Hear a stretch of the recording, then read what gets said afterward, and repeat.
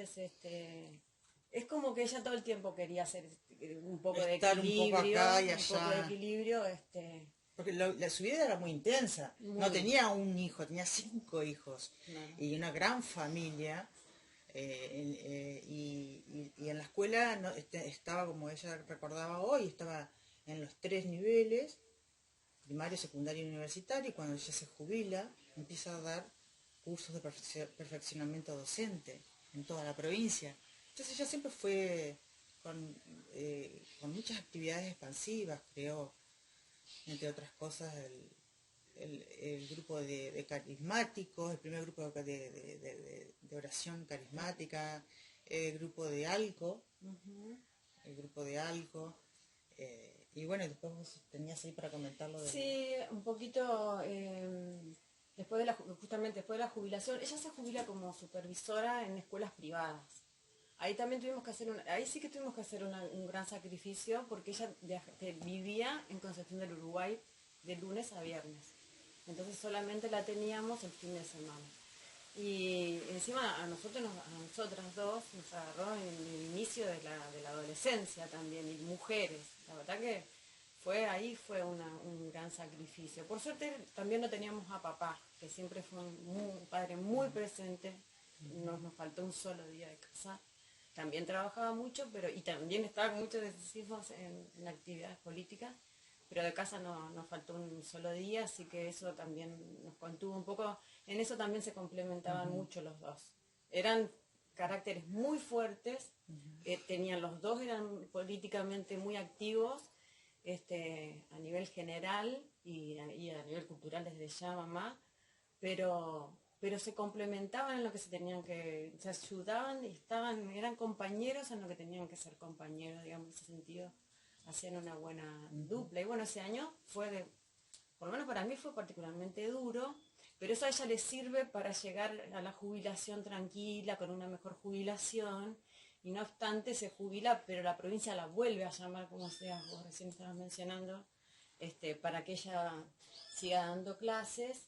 Y ella regresa a la actividad docente como titular de la Cátedra de Metodología del Estudio en la Universidad de Concepción del Uruguay, acá en la flamante carrera Técnico Foresto Industrial, acá en Federación. Y allí también fue directora de la carrera.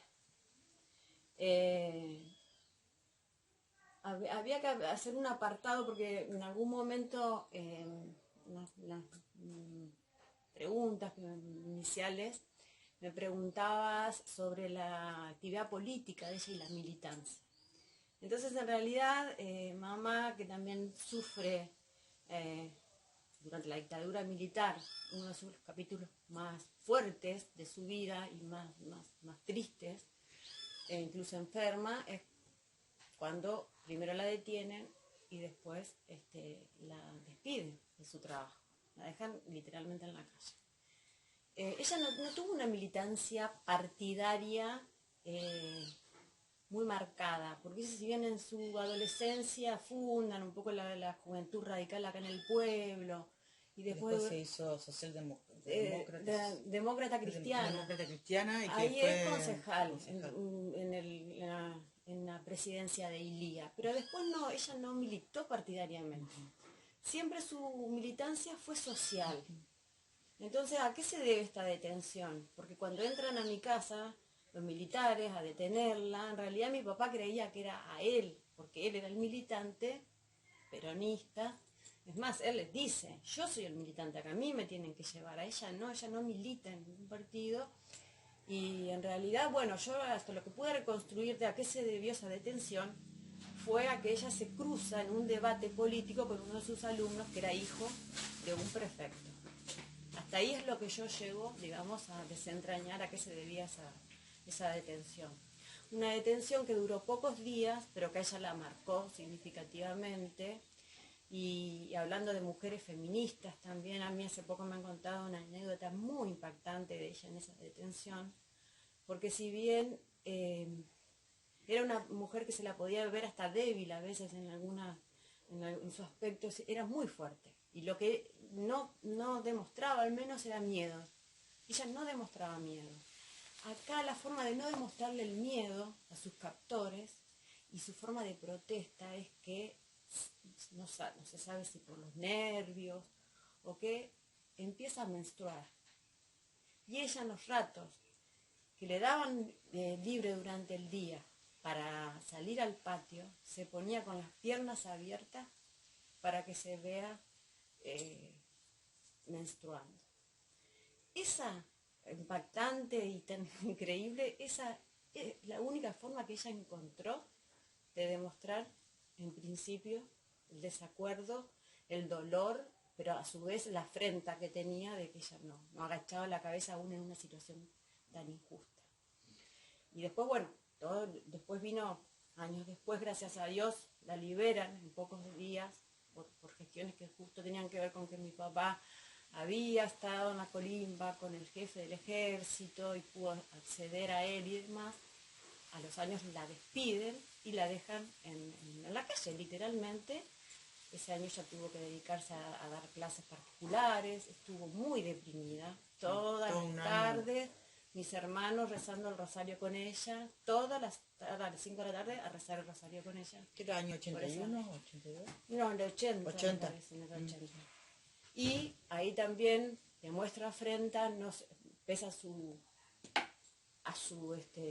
depresión, consigue un abogado que en plena dictadura militar, a través de sus contactos religiosos, porque como conté en la primera etapa, ella fue religiosa, siempre fue muy católica, también muy militante dentro de la iglesia, consiguió un abogado, la representa y logra que el Estado, en plena dictadura militar, la vuelva a reincorporar a su cargo. Entonces ahí sí ya retomó su carrera docente, que es la que sigue hasta el final. ¿Puedes poner una pausa?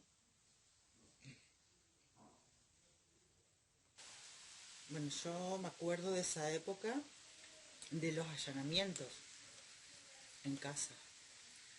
Y yo era muy chiquita, o sea, nosotros éramos todos muy pequeños y no entendíamos muy bien todas esas corridas del pecado era esconder los libros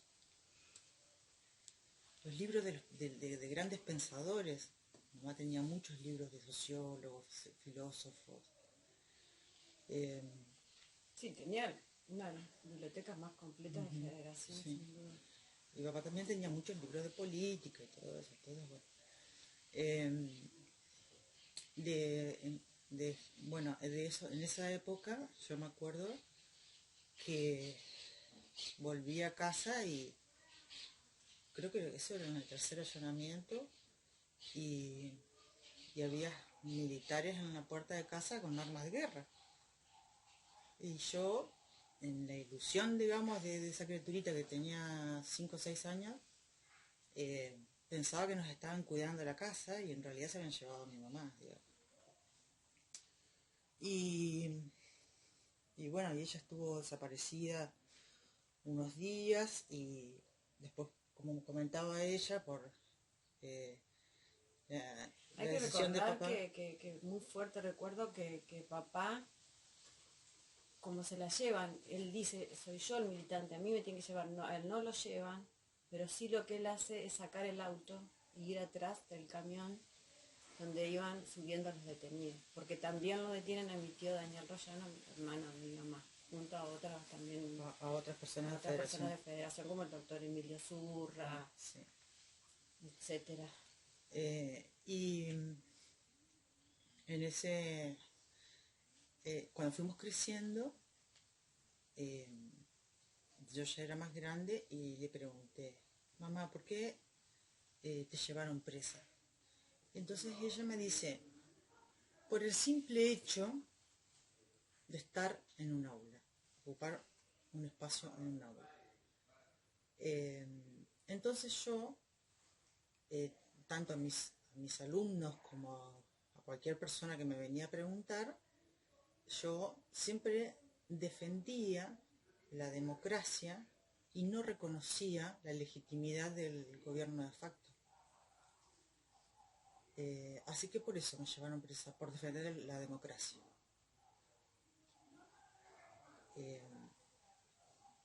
Y bueno, después empieza el tema este del juicio, cuando ella la dejan sin trabajo. Y como ella comentaba, se hundió en una depresión profunda. Ese año no fue fácil para la familia tampoco.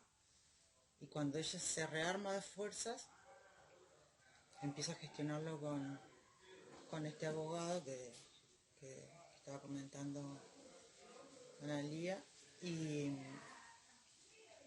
ella misma empieza a buscar avales en toda la provincia, como estaba comentando, tanto de la parte eclesiástica, de intendentes, de colegas, directores de escuela, compañeros de estudio, o sea, conseguía Sí, para hasta mostrar su trayectoria, digamos, y que todos, yo leía esas notas y hablaban de la integridad que tenía mamá, de lo transparente que era en su labor y de la importancia de lo que ella hacía.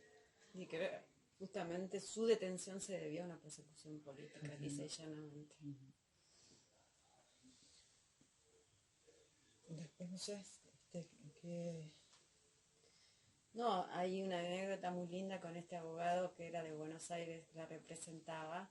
Ella ya había fundado, ahora vamos a cerrar, digamos, porque dan para más, pero ella ya había fundado la guardería El Principito, que hoy es muy conocida en Federación, pero la había fundado a pulmón, porque no tenía edificio, no tenía recursos, no tenía docente, no había... Pero ella percibió la demanda de esas mamás que salían por ahí, familias monoparentales que tenían la necesidad de salir a trabajar y no tenían dónde dejar esos niños. Así que ella funda la guardería a como puede, digamos, y este abogado que a su vez le escribía pidiéndole adelanto de sus honorarios porque también se ve que necesitaba la plata, pobre, y ella le retrucaba con otra carta inmediatamente que ella entendía que él necesitaba la plata y que tenía sus hijos, pero ella tenía 50 bocas para darle de comer y tenía que conseguirle la carne y la papa y el pan para esos chicos todos los días, y que él, con su alma cristiana y católica como ella, sabía que la iba a entender. Así que, bueno, finalmente... y ella vos, dice... vos decías sí, que ella, en realidad era ella la que se armaba su propia defensa y él un poco ponía el gancho. Claro, porque yo le pregunté después cuando yo, o sea, era mayor, le digo, mamá, le digo, vos te dabas cuenta, le digo, del peligro de hacerle un juicio a la junta militar en plena dictadura, que te podría haber pasado algo tremendo y privarnos a nosotros de su presencia. Y entonces yo le pregunté si ella tenía miedo y me dijo que no. Y le digo, ¿y quién te asesoró? ¿Cómo fue el tema del juicio? No, dice, lo hice yo. Lo hice yo al juicio, lo armé yo, entero, dice. Y cuando yo fui a presentarme, me dijeron, ¿quién va a ser su abogado? Yo misma me voy a representar. Pero señora Brunilda, ¿usted está segura? ¿Lo ha pensado? Sí, yo voy a ser mi propia defensora.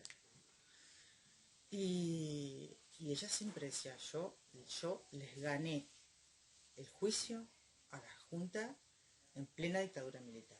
Entonces, wow, ¿viste? O sea, no, había que tener cojones, digamos, o varios, digamos, para hacer semejante proeza, porque ahí, digamos, no estábamos dentro de un marco democrático, o sea, había muchas cosas en juego y el riesgo era mayor. Que además, bueno, eran sus 5 hijos más los 50 hijos que se iban a ver privados.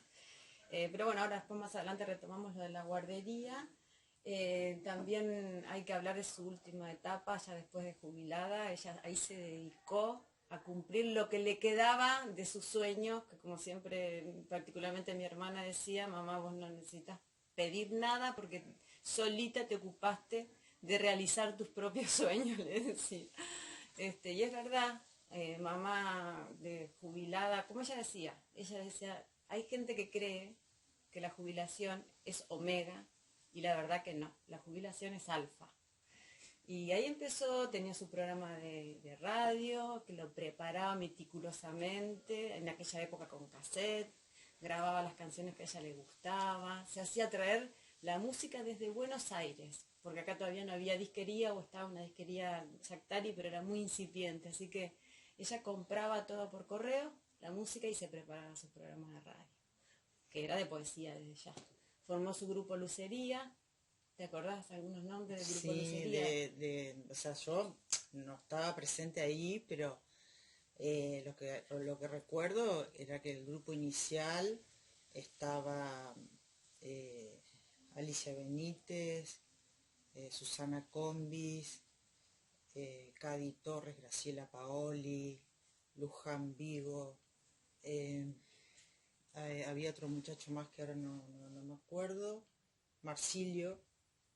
Ese fue el grupo inicial. Después se fueron sumando más, fue creciendo y después perdón, Sí. ella cuando armó los programas de radio, también invitó y armó un equipo, digamos, con sus compañeras del grupo Lucería, sus compañeros, y participaban de esos encuentros radiales. Algunas de las que yo tengo me nota de las publicaciones, entonces en ese marco, en ese contexto del grupo Lucerías, fueron Pan de Lunas del año 94, Fuga en Luz del año 1996, y Brotó la Palabra 1998, y Voces de Pájaros y Sueños en el 99. Y anteriormente a esto ella había publicado en el Club de Poetas Antologías Argentina 1 y 2. anuarios de poetas contemporáneos en el 79, 80 y 81, editorial El Ateneo, que en una de esas es donde ella publica su famoso poema de Adiós Pueblo Mío.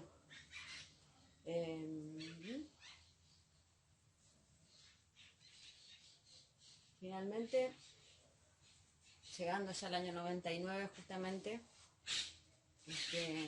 así en su plenitud absoluta, porque además ya había realizado el gran viaje de su vida, que era recorrer Europa, un viaje que también y Medio Oriente lo preparó meticulosamente, como si ella hubiese tenido acceso a internet, porque contaba con recorridos, con mapas, con planos, y fotografías, toda una carpeta de viaje tenía, absoluta, porque no le gustaba perder el tiempo, entonces, que era lógico además, decían, serán lugares que por ahí yo no puedo volver nunca más, entonces tengo que aprovechar hasta el último minuto de mi estadía, así que hasta eso ella